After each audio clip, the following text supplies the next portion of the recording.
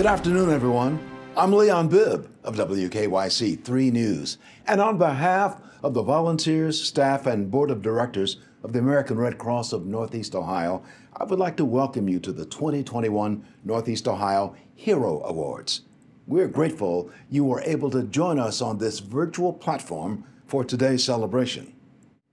We will pay tribute to heroes in our community who responded to life's challenges in 2020 during the COVID-19 pandemic with the true humanitarian spirit that exemplifies the mission of the Red Cross. That mission is to prevent and alleviate human suffering in the face of emergencies by mobilizing the power of volunteers and the generosity of donors. We will also honor Dee and Jimmy Haslam and the Cleveland Browns with the 2021 Community Leader Award. Thank you all for navigating to this virtual presentation as we recognize our heroes, the Haslams and the Browns. Obviously, the venue is different this year as we began planning in the midst of the global pandemic, well before a COVID vaccine was rolled out. COVID-19 changed almost everything. Almost. And with that, I'd like to introduce Mike Parks, Regional CEO of the American Red Cross of Northern Ohio. Thank you, Leon. The COVID-19 pandemic has challenged all of us, including your American Red Cross. We are still fulfilling our mission, still collecting and distributing life-saving blood, still responding to daily disasters like home fires, on average more than 3 times every 24 hours in Northern Ohio. We're still sending trained volunteers from Northern Ohio to respond to hurricanes and wildfires. We're still helping servicemen and women, veterans, and their families. And we're still teaching life-saving skills like first aid and CPR. All that to say, we are still delivering the Red Cross mission. But what has changed is how we're delivering that critical mission. Our top priority through the pandemic was, and still is, the safety of our volunteers, our staff, and the people we serve. Across the nation, the Red Cross still responds to an average of more than 60,000 disasters a year, the vast majority of them home fires.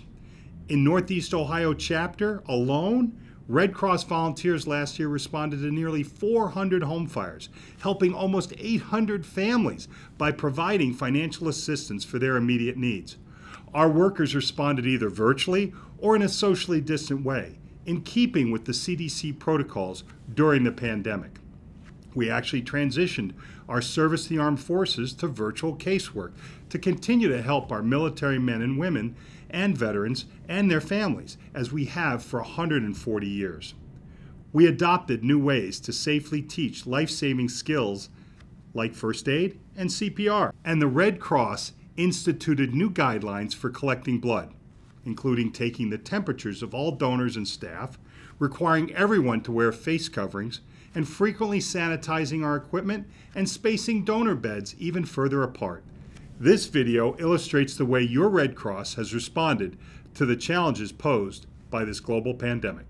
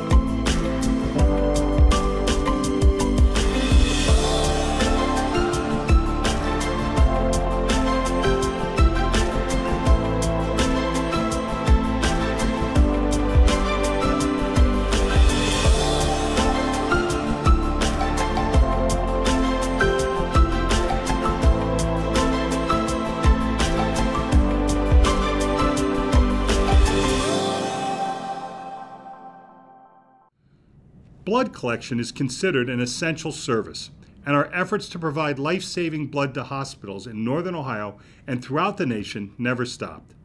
To tell us more about those efforts, I'd like to introduce our new board chair for the Red Cross of Northeast Ohio, Kim Riley. Thank you, Mike.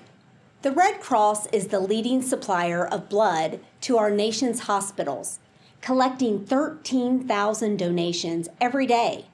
Nearly 170,000 units of blood were donated in Northern Ohio last year, with each donation potentially saving 3 lives.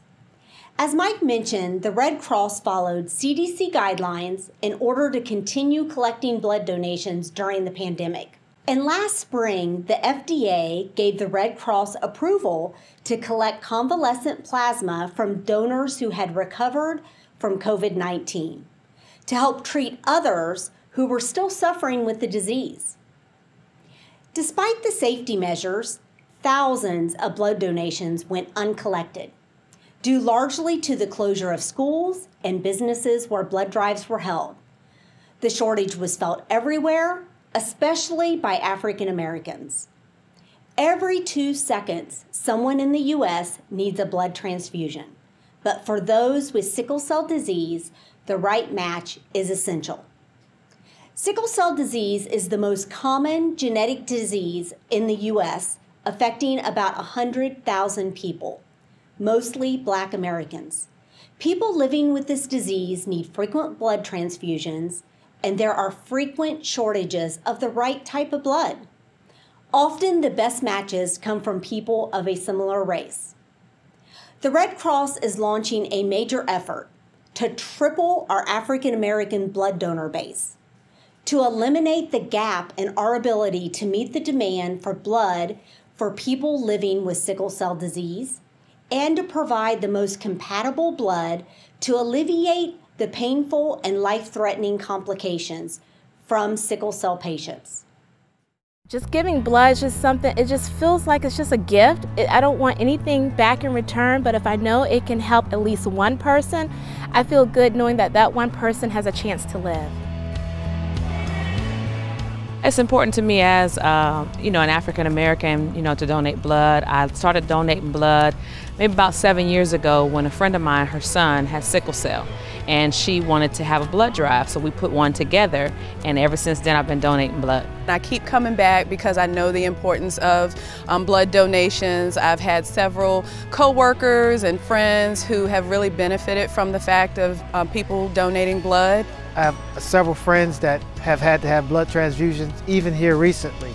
So it's just compelled me to take another step and do what I could to help them out. You never know when you may need blood or someone close to you may need blood. I understand, we coming out during the time of the pandemic, but I had no problems coming out. It was a great experience. The staff is great, easy to work with, funny, and make it pleasant for you. The American Red Cross has all the safety measures in place. It was straightforward. Mask, took your temperature at the front desk, had sanitizer available. Oh, the process is very safe. I felt welcomed, I felt comforted. I am not one that really likes needles, but again, because I am so passionate about the fact of giving back, I make that sacrifice, and I just keep coming back because I know how important it is. So I just encourage anybody who wants to give back to their community to come and do it. Once you give, you'll keep giving because you realize how many people you are actually helping. We're saving lives. Every little bit counts.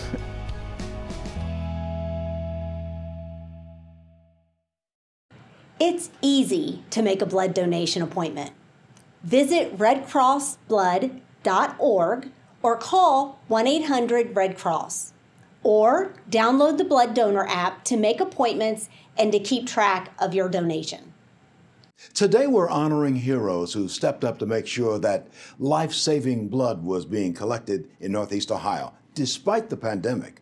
We'll also be honoring frontline medical workers for the heroic way they helped their patients. We will honor retail employees for going to work despite the risks so that we could buy groceries, prescriptions, and other essentials for daily living. Heroes who help fill the gap for Northeast Ohio families that struggle to keep food on the table. Heroes who provided assistance to those struggling with the emotional challenges posed by the pandemic. And heroes who help save their neighbors when their homes caught fire. Additionally, we'd be remiss if we didn't thank all the heroes who show up when our community needs them.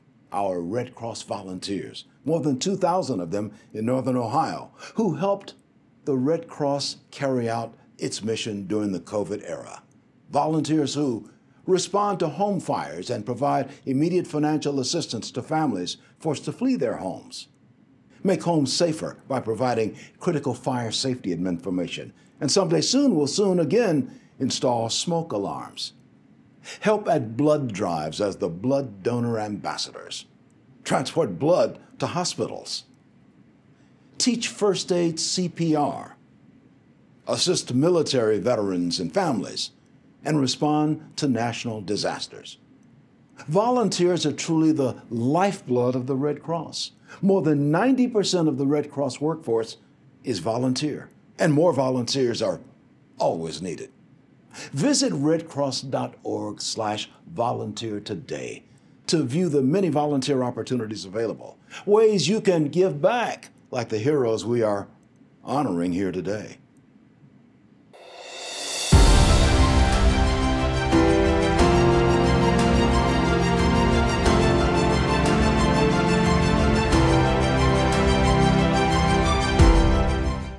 The Red Cross is fortunate to have many partners who help us collect life-saving blood by sponsoring blood drives throughout the year. The past year was particularly challenging with the COVID protocols mentioned earlier.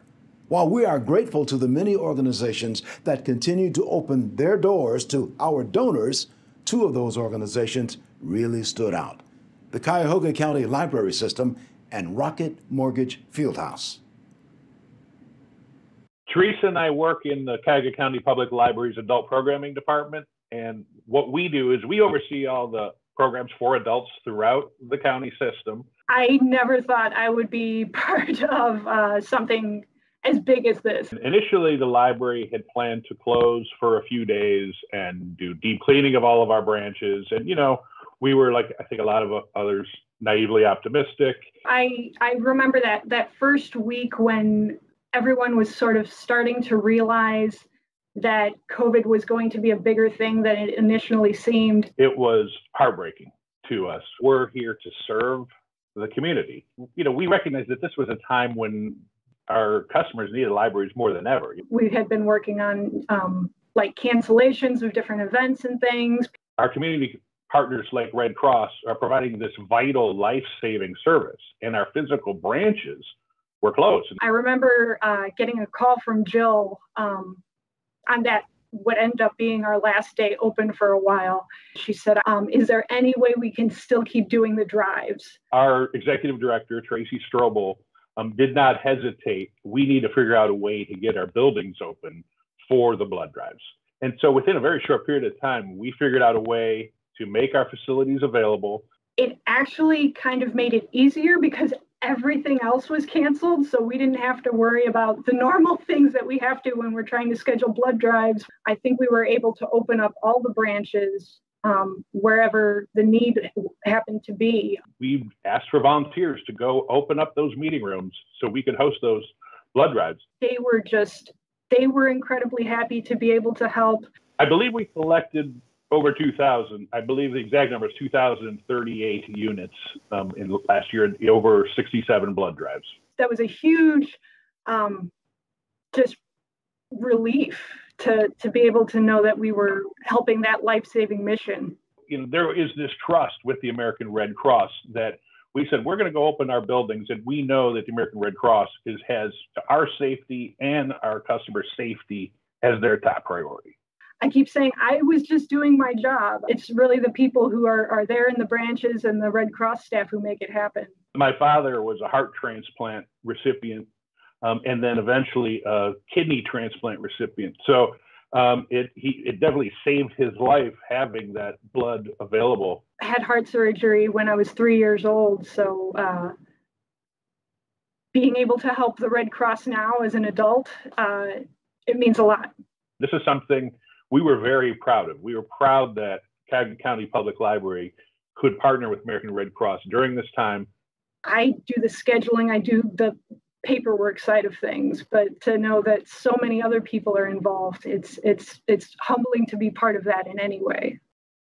Rocket Mortgage Fieldhouse is a 19,432 seat arena in downtown Cleveland, Ohio, that hosts the NBA's Cleveland Cavaliers, the American Hockey League's Cleveland Monsters, as well as thousands of events, from our banquet spaces to hundreds of concerts a year. The Cavs played the Bulls in Chicago. I was on a flight home, and my boss says to me, "You're going to have to stay home for 14 days. March 12th, I didn't miss a day of work because everybody had to stay home. Bring all the work that you need home. We're going to be home indefinitely." We were in the middle of the Mid-American Conference men's and women's basketball tournament. In terms of the scheduling of the facility, it was a pretty large undertaking to really hit pause on everything that we had scheduled and try to determine, can we reschedule? If we can reschedule, when is it safe to do? So we've had a partnership, a long-standing partnership, thanks to Jeff here, with the American Red Cross. We host an annual blood drive in December that is a time in need for the Red Cross for blood donations. And we didn't fully understand what, some of our hospitals locally and regionally were about to be up against. There were a lot of blood drive cancellations, specifically in the downtown area. And so the Red Cross reached out to us and said, "Are you guys able to host any?" And we have an ism in our organization, yes before no. And so we said yes, and we just needed to take some time, though, to figure out all the logistics. One of the things that we did know early on was that social distancing was key, and we just so happened to have a lot of space in the building. And luckily, we had just gone through our transformation and created this beautiful new atrium that was able to host a large number of people at one time. Rocket Mortgage Fieldhouse as a facility is most definitely an asset, and I think that's really shown here. When a person donates blood, it can save up to 3 lives. Having Rocket Mortgage Fieldhouse host over 1,000 people, meaning that we could save up to 3,000 lives, is very powerful. It really makes it all worth it in terms of just being able to impact that many lives and that many patients. Despite the willingness of retail workers to staff supermarkets during the pandemic, some people in Northeast Ohio weren't buying groceries because they couldn't afford to. The Greater Cleveland Food Bank stepped in and stepped up, executing weekly drive-through distributions in the Muni parking lot downtown, serving thousands of needy families every week. Kristen Warzoka is the president and CEO of the Greater Cleveland Food Bank. The mission of the food bank is to ensure that everyone in our community has the nutritious food they need every day. It's an aspirational mission every year, but certainly over the course of the past year, we've had to step up in extraordinary ways. There have been so many more people in need of food from the food bank and from our partner agencies. We served 100,000 more people this year than we did the previous year because of the increased demands caused by the COVID-19 pandemic. We have always served a lot of working poor families, families making ends meet on low-paying jobs. But so many of the clients we serve and so many of the new clients were affected by job loss. And many of them were turning to us for the first time. One of the things we saw almost immediately after schools closed was child hunger and child food insecurity because so many kids rely on free and reduced price breakfasts and lunches at school. We knew that we couldn't possibly bring all of those clients and frankly all of those seniors into our facility and do so safely. And so we turned it into a drive-through distribution. Traffic helicopters hovering overhead, reporting on whatever had happened to shut down traffic in the Collinwood neighborhood, including on the eastbound Shoreway. We couldn't continue to do that out of our facility, and so we reached out to the city of Cleveland, asked them if they would let us use the Muni lot on a short-term basis, and thank God they obliged. We are still doing those distributions today, and I suspect we'll be doing them for quite some time. In a typical year, we have more than 20,000 volunteers who donate their time repacking food in our warehouse and making meals in our on-site community kitchen. We had 1,400 volunteers cancel in about a week's worth of time. And we have been blessed to have an extraordinary group of soldiers at our food bank since last March. They've contributed 125,000 hours since the pandemic began. We received a note from a woman who had been to one of our drive-through distributions. It was a distribution right around Mother's Day. Every mom or a woman who came through the line got a flower that day, in addition to the food. She wrote us to tell us how much that had meant to her and how she had previously been a donor to the food bank. I never thought that she'd be in a situation of needing food herself. And it was such a beautiful note, and it really touched us all. But, you know, that's what we do. That's what we're here for. When anybody in our community needs help, many times on a temporary basis, sometimes for a little bit longer, the Greater Cleveland Food Bank is determined to be there. Our next award winners are too numerous to mention by name. The brave souls who went to work at retail stores, even when everything else was locked down, and who kept going to work even before a vaccine was developed.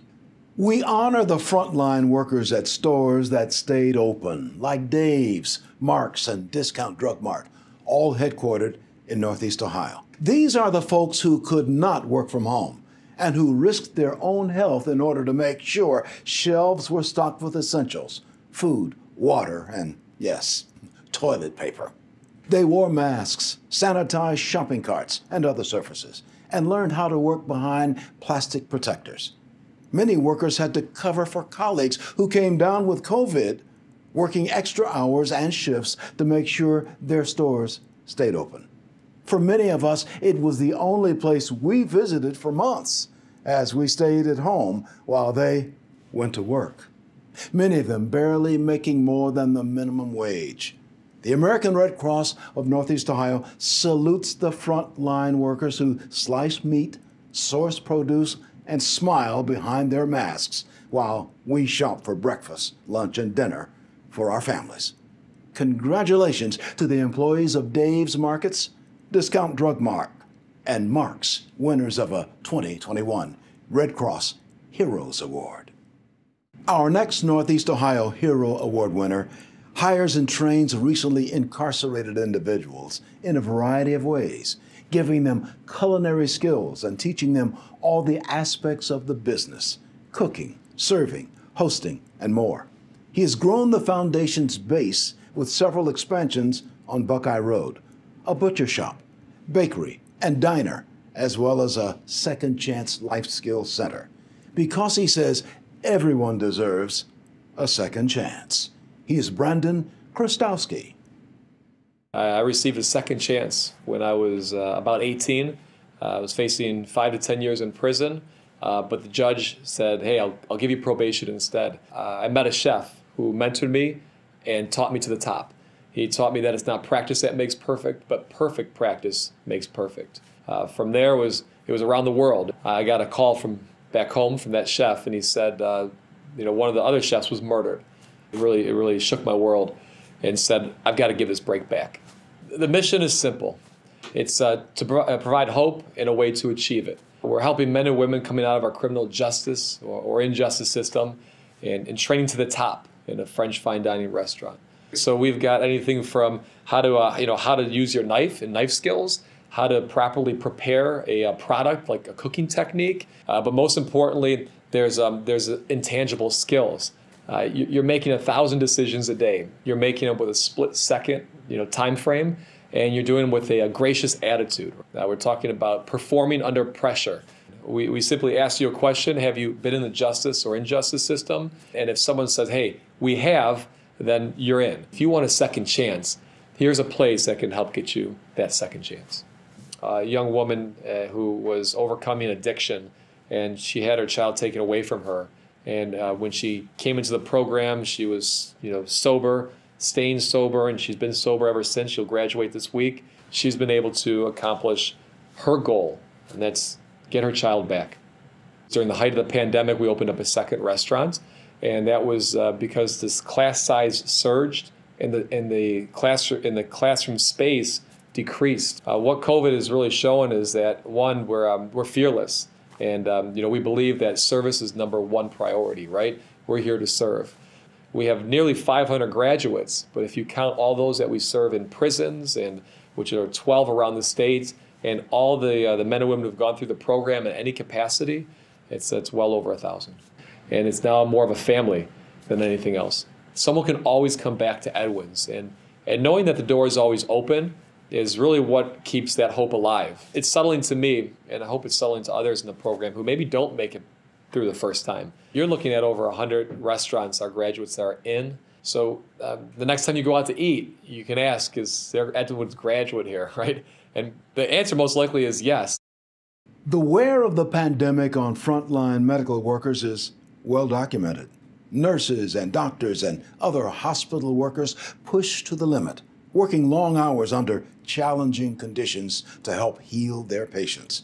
Representing those heroic medical workers are Dr. Joanne McKell and acute care clinical nurse specialist Anita White of the VA Northeast Ohio healthcare system. In March, we had to make drastic changes to both our outpatient care and our inpatient care, where leaders from all the areas came together and met daily and made decisions, quick decisions and hard decisions on care. We did have support in terms of technology. We trained and set up iPads in all of our units to where veterans had access to be able to talk to their providers, their loved ones. This separation between families and the patients as they were suffering was extremely difficult. Even if you're not a patient on a ventilator, you're still in there in a fishbowl. I had one nurse that was in the room for hours on end because he didn't want that patient to be alone. The typical VA veteran patient is male and more elderly. They were heroes, and they gave their health in many ways to our country and to help keep us free. We have patients who have PTSD or they have other anxiety disorders, and they're unable to tolerate some of the oxygen containers that would have to go over their face. You have to take that extra time to reassure them, to establish trust, and that is very difficult when you're dressed like a space alien. It looks kind of like a bicycle helmet with a shield around the front, which further distorts your voice, and it has a fan on it. Our nursing staff began to move and began to become more flexible in moving and assisting these patients wherever they were. They just keep on going when everyone else somehow fails. From a cardiac nurse then turning into a COVID nurse was a stretch for nursing. The medical doctor who is tired and crabby, and somehow the nurse picks it up and goes on in and does the work. It was a difficult time throughout, and it has been throughout this whole time, and we're not out of it yet. It wasn't just that the providers themselves became ill, but their family members would become ill, and they had to be quarantined with their family members. Our staffing went down. And the providers who remained were really stretching it to keep it together. You're frequently trying to take care of a patient who may remind you of a loved one, who you see them suffering, and it takes a toll on your own mental health. I tell you, we have a phenomenal group that just, when the time came, they pulled together. The COVID-19 pandemic affected people in a variety of ways. Obviously, many suffered physically, with more than 550,000 people succumbing to the virus, and many needed help coping with the loss of a loved one. Red Cross disaster mental health volunteers were on the front lines for providing that help through the Virtual Family Assistance Center. Longtime Red Cross disaster mental health volunteer Jackie Adi led the regional team that provided compassion, comfort, and access to resources such as grief counseling. I haven't counted up the years, but I started in 3rd grade with the Red Cross Youth Program. I was assigned to Madigan Army Hospital in Tacoma, Washington, and then I deployed to Vietnam. When people think of the Red Cross, they think of fires and they think of tornadoes, but they don't recognize part of disasters are helping people with a lot of other things. A lot of people are very surprised that Red Cross provides mental health services. These are trained, certified professionals who volunteer their time. The Virtual Family Assistance Center started in April of 2020. It was set up initially to help people who had lost someone to COVID. The normal resources that provide the kind of assistance that people are looking for are so tapped out because of the need. Many of these people were not with their loved ones when they died. Probably the best thing we do is what we call active listening. Many times they need to tell their story, and we need to normalize their reactions. We can't make it go away. The calls started changing in their nature. A lot of calls from people who have been affected by COVID, not necessarily having a loved one who died. Who knew that there were 6,000 American citizens stuck in Peru, unable to leave because of the COVID restrictions in that country? We were able to get that email address to this client. He was able to get out of Peru. We're going to continue to have needs after people get vaccinated. We've gone from what's considered a disaster relief operation to a steady state operation. During the hurricanes in the Gulf Coast, we had a lot of needs down there and not a lot of personnel because of COVID. The Virtual Family Assistance Center took on calling 1,100 people in a 2-week period. After doing that, it sort of opened people's eyes that we were something beyond just COVID. We do a lot of supporting our own team in terms of having to take these calls and not being able to find resources. I look forward to the day when I can actually meet them in person. I see them daily on my computer screen. We're always there for each other.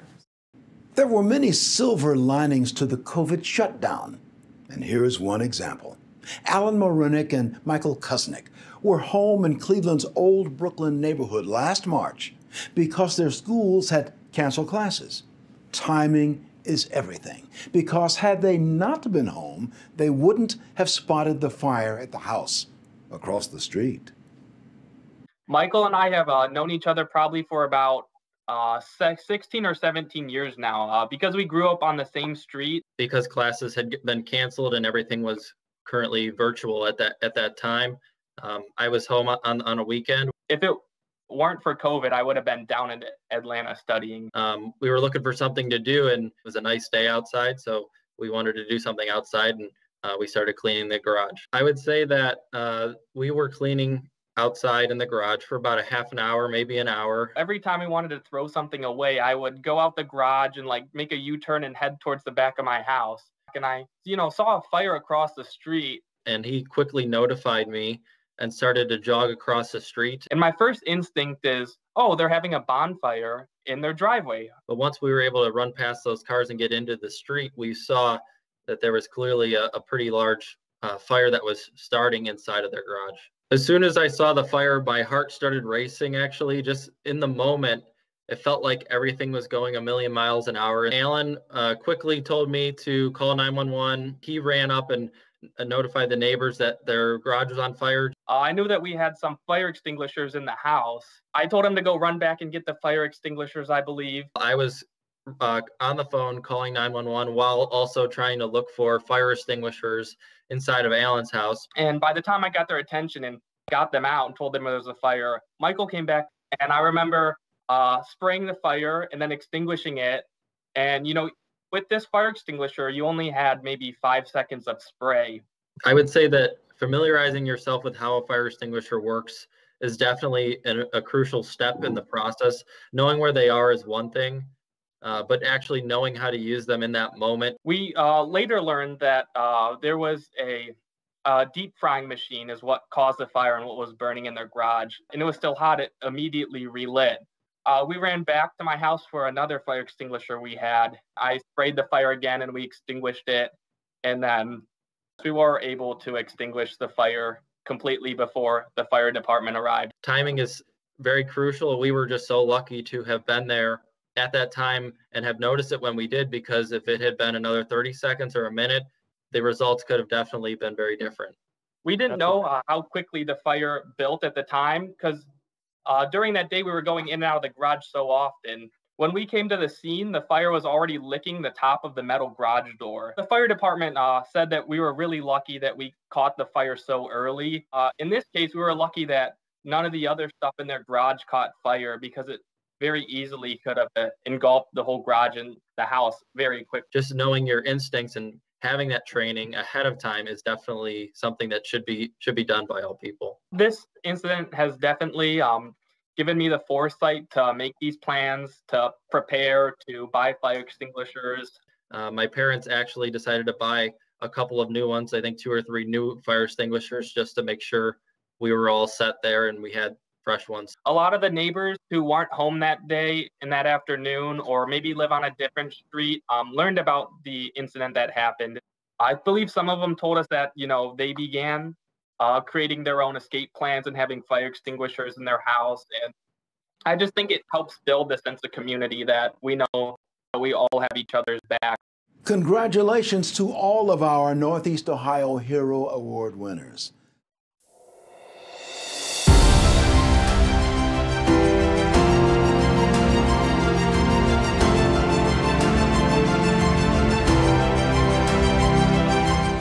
It is time now to honor the recipient of the Community Leader Award for this year. Winners are selected for serving the Northeast Ohio community with outstanding leadership, vision, and a commitment to the health and well-being of our region. Past winners of the Community Leader Award include civil rights leaders Reverend Otis Moss and Edwina Moss, the late Governor and U.S. Senator George Voinovich, Dr. Akram Boutros, CEO of the Metro Health System, Dr. Michael Roizen of the Cleveland Clinic, the Cleveland Indians, and Ron Richard, President and CEO of the Cleveland Foundation. This year, the American Red Cross of Northeast Ohio is proud to bestow the Community Leader Award on the Haslam family and the Cleveland Browns. Dee and Jimmy Haslam are committed to restoring championship football in Cleveland by investing in the organization and its facilities, as well as emphasizing education, youth football, and community engagement through volunteerism. The Haslam III Foundation has donated millions of dollars to education-based programs in Cleveland, and the Haslams have invested millions more in the breakthrough charter schools in Greater Cleveland. The Browns partner with the Red Cross to host blood drives during training camp every year and added an additional drive at First Energy Stadium during the pandemic. And last March, at the start of the pandemic, Dee and Jimmy, on behalf of the Haslam family, pledged $1.5 million to COVID-19 relief funds throughout the state of Ohio. The American Red Cross of Northeast Ohio is pleased to honor the Haslam family and the Cleveland Browns with the 2021 Community Leader Award. Thank you to all the volunteers, the board members, and the staff who work tirelessly for the Red Cross. The American Red Cross always rises to the occasion when communities are in crisis. We know that there are so many organizations and individuals that make our neighborhoods better places to live. We are honored that you chose to recognize us today. It's really important to be involved in the community. It makes a better place to live. It makes you a better person by being involved. And of course, being part of the community with the Cleveland Browns, we're committed to being very much part of this community. Yeah, Dee and I were both raised by fathers who were great at giving back, and not just giving back money, but giving back their talents and their time. And so I think at an early age, we were both raised and taught the importance of giving back. And now we're trying to do that with our children and eventually our grandchildren. I think there's three things that we think of when we're involved in the community. First of all, putting a winning football team on the field. Second of all, taking great care of our fans. And third of all, giving back to Northeast Ohio. It's an intricately part of everything we do. Players, coaches, staff. It's part of our culture. It's really important to be involved in the community. Yeah, I would just echo what Dee said. The Browns are an integral part of not just Cleveland, but northeastern Ohio, and you could argue all of Ohio. And I think it's important that we set not a good, but a great example in giving back to the communities of northeastern Ohio. You know, education is something that we care deeply about. It's kind of the biggest inequality in the country is the lack to quality education. So for us, it's giving everyone a chance, no matter where you live, to a great education and a great future. Now, we're really excited to host a blood drive every summer during camp. It's a great thing to see how many people come out and donate blood and get involved. It's great for the community. It's great for our organization and our fans to be involved in such a meaningful way.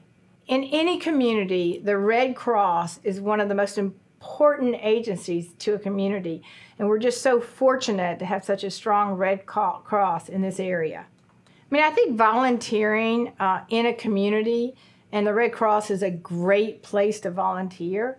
So stepping out of your normal life and giving some time to these agencies, and especially the Red Cross, would be tremendously helpful to this community. When we moved to Northeast Ohio, there were a couple of things we wanted to get accomplished. One was to bring a championship team to Cleveland. Secondly, we felt it was our responsibility to get involved in Northeast Ohio. How can we help? How can we give back?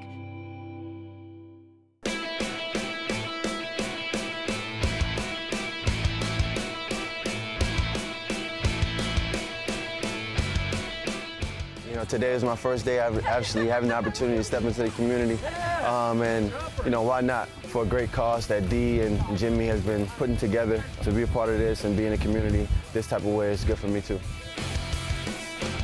Best way to help young people from difficult environments are to give them a good education.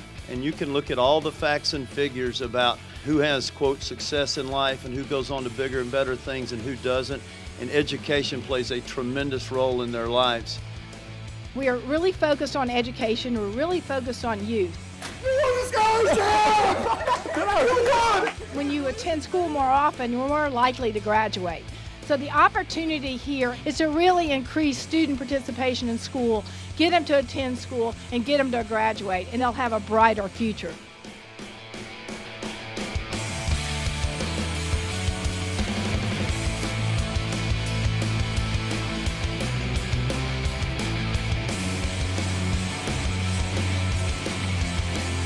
Good afternoon, everybody, and welcome to First Energy Stadium, the home of the Browns and the home of the Dog Pound.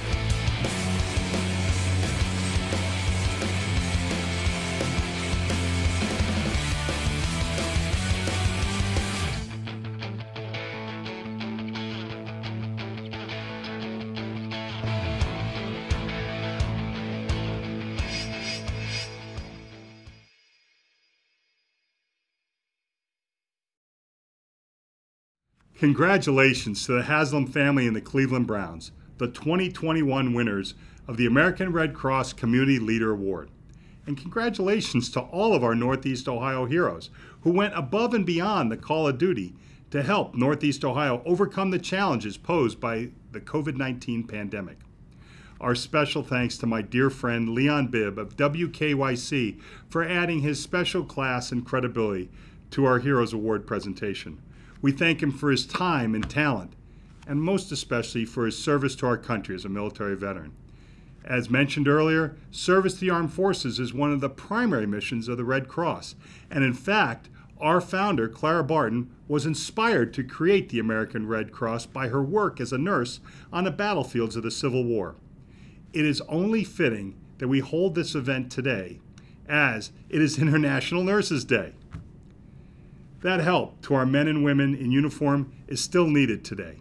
And because of the challenges posed by the pandemic, maybe now more than ever, as this video illustrates. This last year, our country was pushed to the brink by disease and disaster.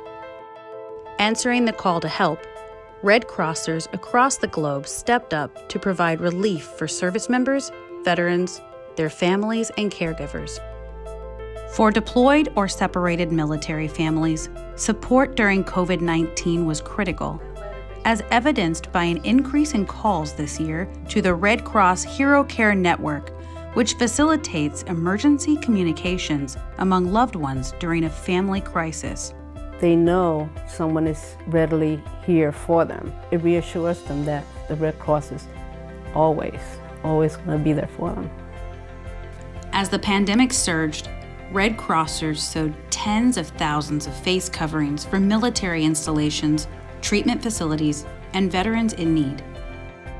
It really makes you feel good when you know that you're helping these military families. They give so much, and you want to be able to give something back, and it may seem minor, but you realize that it really is a critical need for them, and it makes you feel good inside to know that you're helping provide those. Volunteers helped veteran and military hospitals by assisting staff with patients and providing thousands of comfort kits to quarantined military families globally. The need for resiliency was greater this year than ever before as feelings of isolation grew. The Red Cross online network for caregivers of injured veterans doubled its participants. Breathing in, and you're at the top. Hold for just a minute.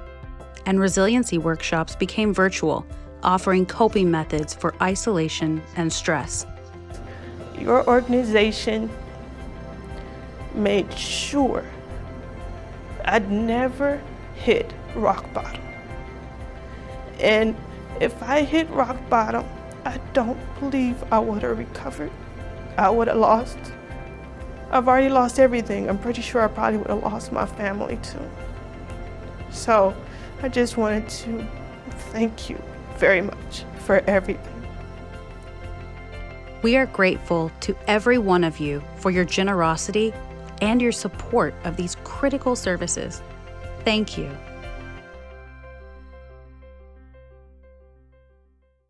We thank all current members of the military, veterans, and their families for their sacrifices. And we thank you for being with us today in this virtual environment to honor the Haslam family, the Cleveland Browns, and the 2021 American Red Cross Northeast Ohio Heroes.